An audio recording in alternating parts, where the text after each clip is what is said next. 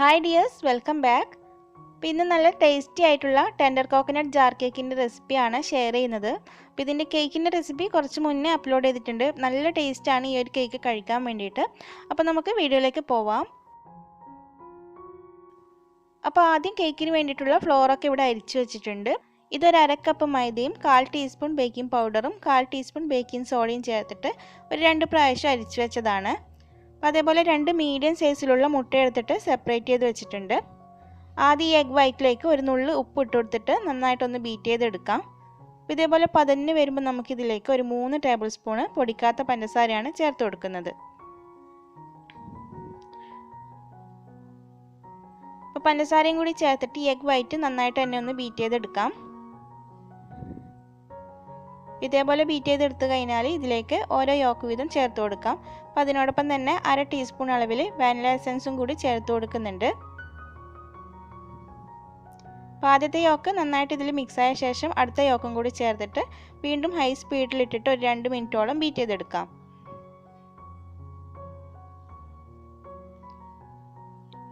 ഇനി ഇതിലേക്ക് ഒരു 2 ടേബിൾ സ്പൂൺ ഓയിൽ ചേർത്ത് കൊടുക്കാം. ഓയിൽ ചേർക്കുമ്പോൾ ഇതേപോലെ കുറച്ചായി ഒഴിച്ചു കൊടുത്തിട്ട് മറ്റും ലോ സ്പീഡിലിട്ടിട്ട് വേണം ബീറ്റ് ചെയ്തെടുക്കാൻ. ചെറുതായിട്ടൊന്ന് ബീറ്റ് ചെയ്തിട്ട് ബീറ്റർ ഓഫ് ചെയ്ത് കൊടുക്കാം. ഇനി ഞാനിവിടെ 2 ടേബിൾ സ്പൂൺ നല്ല കട്ടിയായിട്ടുള്ള തേങ്ങാപ്പാൽ എടുത്ത് വെച്ചിട്ടുണ്ട്. അപ്പോൾ ആദ്യം ഫ്ലോർ കുറച്ചിട്ട് കൊടുക്കുക, അതിനിടയിൽ തേങ്ങാപ്പാൽ ഒഴിച്ചു കൊടുക്കുക. അങ്ങനെ രണ്ടും ഇടവിട്ടിട്ട് കുറച്ചായിട്ട് മെല്ലെ മെല്ലെ അങ്ങ് ഫോൾഡ് ചെയ്തെടുക്കാം.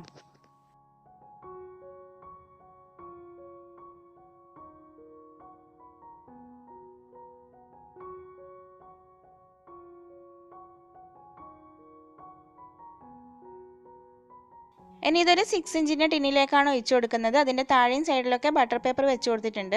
അപ്പോൾ നിങ്ങളുടെ കയ്യിൽ ഇതേപോലെ 6 ഇഞ്ചിൻ്റെ ടിന്നില്ലെങ്കിൽ നിങ്ങൾ എടുക്കുന്ന ടിന്നിൻ്റെ സൈസിനനുസരിച്ചിട്ട് വേണം ഇൻഗ്രീഡിയൻസ് ഒക്കെ കൂട്ടിയെടുക്കാൻ വേണ്ടിയിട്ട്. നന്നായിട്ട് ടാപ്പ് ചെയ്ത ശേഷം പ്രീ ഹീറ്റ് ചെയ്ത് വെച്ചിട്ടുള്ള പാത്രത്തിലേക്ക് ഇറക്കി വെച്ചിട്ട് ആദ്യത്തെ ഒരു 2 മിനിറ്റ് മീഡിയം ഫ്ലെയിമിലും അതിനുശേഷം സിമ്മിലേക്ക് മാറ്റിയിട്ട് ഒരു 25 മിനിറ്റ് ബേക്ക് ചെയ്തെടുക്കാം. 25 മിനിറ്റ് കൊണ്ട് തന്നെ കേക്ക് ഇവിടെ ബേക്കായി വന്നിട്ടുണ്ട്. ഇനി ഇത് ചൂടാറാൻ വേണ്ടി മാറ്റി വെക്കാം. അപ്പോഴേക്കും ഒരു ഗനാഷ് തയ്യാറാക്കണം. അതിനായിട്ട് ഒരു പാനിലേക്ക് ഒരു 25 ഗ്രാം വൈറ്റ് കോമ്പൗണ്ട് ചോക്ലേറ്റ് ഇട്ട് കൊടുത്തിട്ടുണ്ട്. അതിലേക്ക് ഒരു 1.5 ടേബിൾ സ്പൂണ് വിപ്പിംഗ് ക്രീം ഒഴിച്ചിട്ട് ഇതൊന്ന് മെൽറ്റാക്കി എടുക്കാം. അപ്പോൾ അങ്ങനെ ഇത് ചൂടാക്കിയിട്ട് മെൽറ്റാക്കി എടുത്തിട്ടുണ്ട്. ഇനി ഇതിലേക്ക് ഇതിൻ്റെ ചൂട് അല്പം മാറിക്കഴിഞ്ഞാൽ ഒരു 1.5 ടേബിൾ സ്പൂൺ തന്നെ നല്ല തിക്കായിട്ടുള്ള തേങ്ങാപ്പാലാണ് ചേർത്ത് കൊടുക്കുന്നത്. അപ്പോൾ അതും കൂടി ചേർത്തിട്ട് ഇതങ്ങ് മാറ്റി വെക്കാം. ഇനി ഒരു 1/2 കപ്പിന് അടുപ്പിച്ചിട്ട് 1/2 കപ്പ് നിറയെ എടുത്തിട്ടില്ല വിപ്പിംഗ് ക്രീം എടുത്തിട്ടുണ്ട്. അപ്പോൾ ഇതൊന്ന് ബീറ്റ് ചെയ്തെടുക്കാം. അപ്പോൾ വിപ്പിംഗ് ക്രീം ബീറ്റ് ചെയ്യുന്ന വീഡിയോ ഇതിന് തൊട്ട് മുന്നേ അപ്ലോഡ് ചെയ്തിട്ടുണ്ട്. അത് കാണാത്തവരുണ്ടെങ്കിൽ ഒന്ന് കണ്ടു നോക്കാം. അപ്പോൾ ബീറ്റ് ചെയ്ത ക്രീമിലേക്ക് നമ്മൾ തയ്യാറാക്കിയിട്ടുള്ള ആ ഗനാഷിൽ നിന്നും 2-3 ടേബിൾ സ്പൂൺ ഒഴിച്ച് കൊടുത്തിട്ട് ഒന്നുകൂടി ബീറ്റ് ചെയ്തെടുക്കുന്നുണ്ട്. അതേപോലെ മധുരത്തിന് ആവശ്യമായിട്ടുള്ള കുറച്ച് മിൽക്ക് മെയ്ഡും കൂടി ചേർത്ത് കൊടുക്കുന്നുണ്ട്.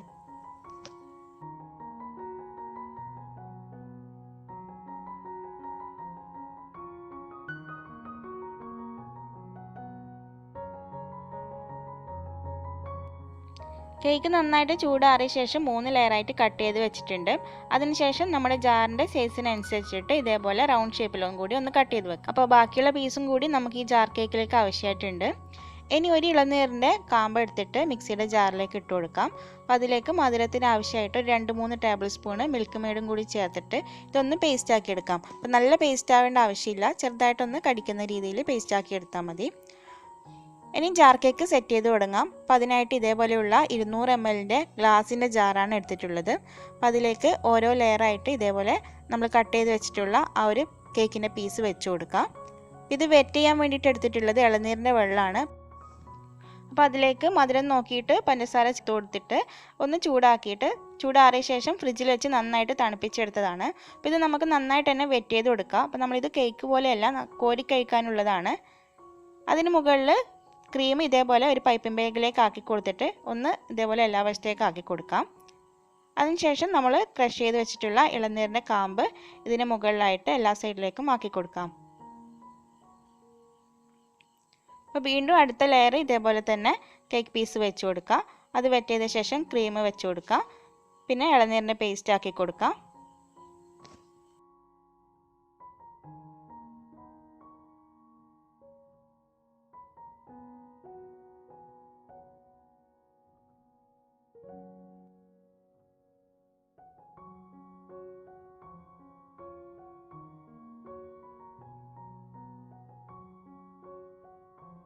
ഇനി ഈ ജാറിന് മുകളിലത്തെ ലെയറായിട്ട് ചെറിയ ചെറിയ പീസ് ബാക്കി വന്നിട്ടുള്ള കേക്കാണ് വെച്ച് കൊടുക്കുന്നത്. അതും വെറ്റ് ചെയ്ത് കൊടുക്കാം.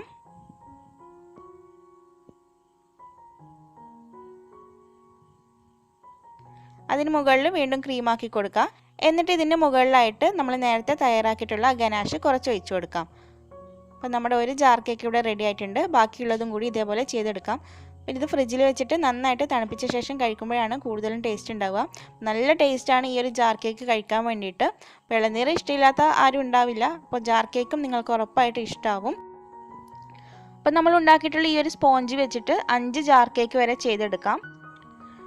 ഇപ്പോൾ ഒരു ജാർ കേക്കിന് 200 രൂപയാണ് റേറ്റ് വരുന്നത്. ഈ ഒരു റേറ്റ് പറഞ്ഞിട്ടുള്ളത് നമ്മുടെ അടുത്തുള്ള ബേക്കറിയിലെ റേറ്റ് ആണ്. ഈ ഒരു റേറ്റിന് എല്ലാവരും വാങ്ങാൻ തയ്യാറാകണമെന്നില്ല. അപ്പോൾ എൻ്റെ ഒരു സജഷനാണ്, നമ്മൾ ജാർ കേക്കിന് റേറ്റ് ഇടുമ്പോൾ ഇതിപ്പോൾ ഹാഫ് kg സ്പോഞ്ച് ആണല്ലോ ചെയ്തത്. അപ്പോൾ ഏത് ഫ്ലേവറിലുള്ള സ്പോഞ്ചാണോ അതിൻ്റെ ഹാഫ് kg റേറ്റ്. അതായത് ഇവിടെ ഞാൻ ടെൻഡർ കോക്കനട്ട് കേക്കിൻ്റെ ഹാഫ് kg റേറ്റ് 450-നാണ് സെയിൽ ചെയ്യുന്നത്. അപ്പോൾ ആ 450-നെ 5 കൊണ്ട് ഡിവൈഡ് ചെയ്യും. അതായത് നമുക്കിവിടെ 5 ജാർ കേക്കാണ് കിട്ടിയിട്ടുള്ളത്. അതുകൊണ്ടാണ് അങ്ങനെ ഡിവൈഡ് ചെയ്ത് കഴിഞ്ഞാൽ 90 രൂപയാണ് കിട്ടുക.